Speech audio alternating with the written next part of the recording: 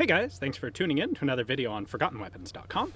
I'm Ian McCollum, and I'm out here at the range today courtesy of Morphy's with an extremely rare Swiss submachine gun. This is a SIG MP48. We did a whole video yesterday on the history and the mechanics and the disassembly of this thing, so if you're interested in those details, check out yesterday's video. The short version is SIG submachine guns were a little too fancy and too nice and too expensive, and so they spent the entire, basically all of the 1940s, trying to simplify them and make them less expensive and find someone who was willing to buy them, and they never really quite succeeded. Now, Chile did buy a batch of these, but not very many, not enough to truly sustain it. They would have another version after this. We still have the folding magazine well, which is cool. This uses the same pattern of magazines that go all the way back to the MK series, the MK-MO and the MK-PS guns, which makes me suspect the receiver is also the same, dimensionally the same as we saw yesterday. That makes me think that this is also going to be a really fast-firing gun. Shall we find out?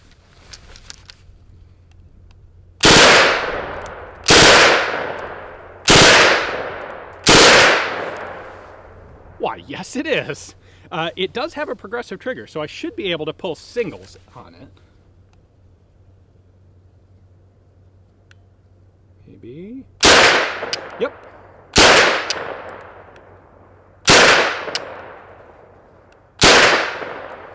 That's actually not bad. For a progressive trigger, a lot of them are really kind of difficult to use. This one is kind of instinctive. If you're under stress, you would definitely have trouble firing just a single shot. You'd be much more likely to gank the trigger back and get 3 like that. And this thing, man, fires really quite quickly.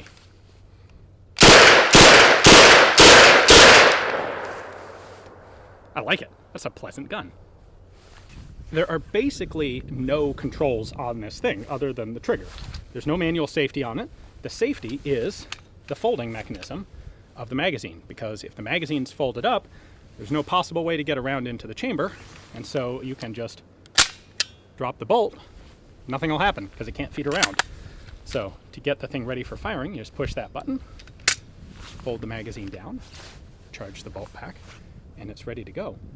I wasn't sure how the collapsing wire stock would handle, and frankly, it's not great. Wood stocks are pretty much always better.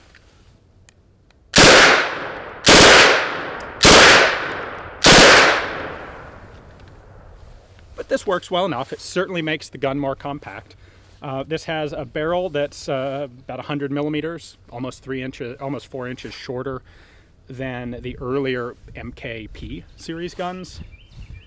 And I don't know, the gun feels a little snappier. Because it is lighter than the MKPS, it feels a little bit snappier to shoot, but still, you know, for a very compact platform, when you collapse the stock and fold the magazine up, well, there are always going to be some trade-offs for that. Magazine release is here at the front. As you would probably expect, this will also take the 30 rounders. A little shorter. See, why bother with 30 when 40 is still below the maximum length of the barrel, and so really doesn't make any difference in size when you're actually transporting or storing the gun.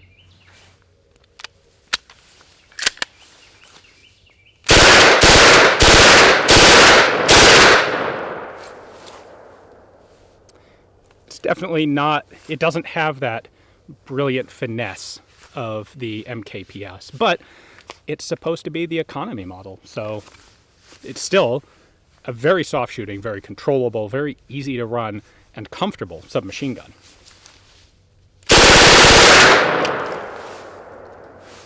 Hopefully you guys enjoyed the video. Big thanks to Morphy's for giving me the opportunity to bring something extremely rare like this out to the range and put some rounds through it. Thanks for watching.